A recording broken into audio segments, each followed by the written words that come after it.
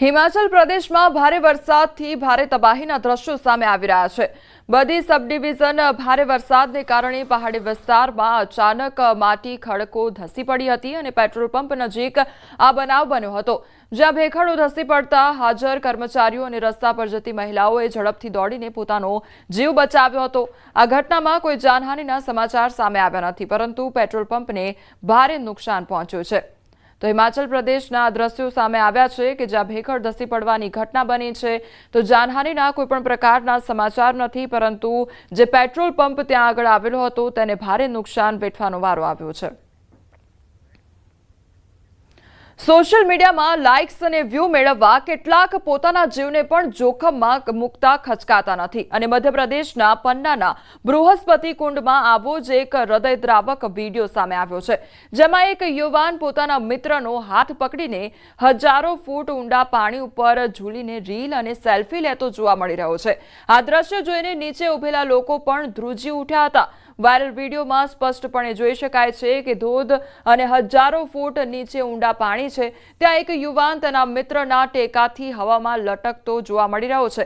તેનો મિત્ર તેને મજબૂતીથી પકડી રહ્યો છે, જ્યારે તે પોતે મોબાઈલથી તેનો વિડીયો બનાવી રહ્યો છે અને સેલ્ફી પણ લઈ રહ્યો છે। આ દ્રશ્ય એટલું ખતરનાક છે કે થોડી ભૂલ પણ યુવાનનો જીવ લઈ શકે છે। કુંડ નીચે હાજર લોકોએ આ ઘટનાનો વિડીયો પોતાના મોબાઈલમાં કેદ કર્યો, જે સોશિયલ મીડિયા પર આગની જેમ ફેલાઈ ગયો છે। ન્યૂઝ 18 આપ સૌને અપીલ કરે છે કે જિંદગી અનમોલ છે, આવી સેલ્ફી અને રીલ જોખમી બની શકે છે।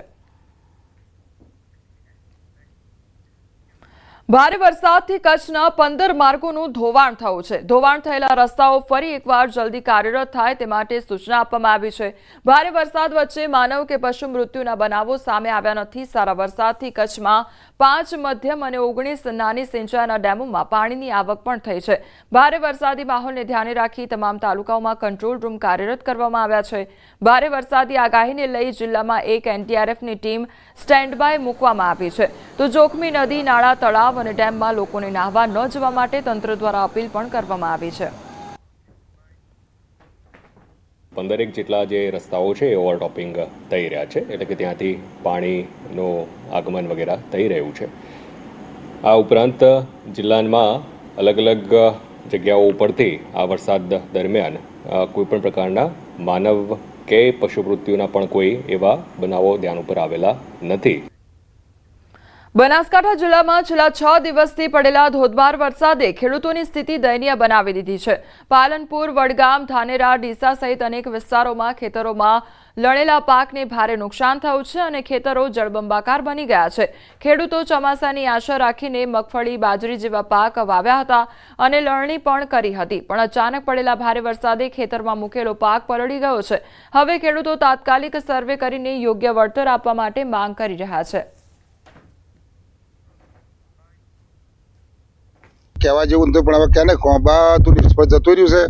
મોટા ભાવના બિયારણ વાયુ, સોનિયા ખાતરનું છે, યુરિયા ખાતર, ડીએપી, બાજરી પાછી હારી, ભગવાન પકવી હારી, પણ બગાડીને ધૂળ કહી નાખ્યું। એટલે હવે કોઈ બીજો ઉપાય રહ્યો નથી। ખર્ચ કર્યું લાખ, 1.5 લાખનું, બધું વળતર બધું એમાં થવા પણ કોઈ થયું નહીં। એટલે હવે અમારી સરકાર પાસે માંગ છે, સરકાર આ સર્વે કરે ને અમને કોઈ સહાય કરે તો। વરસાદ એવા અમને રોવરાયા કે કોઈ પાર જ નથી। 2.5 લાખની પેદાશી અમારી થોત, અમે માગતા વાળાને 25 રૂપિયા આપો અને ઘાસચારો બધો બગાડી નાખ્યો છે। બાજરીમાં કોઈ બીજવાળા ઉધાર લાયેલા છે, ખેડાઈ બાકી છે,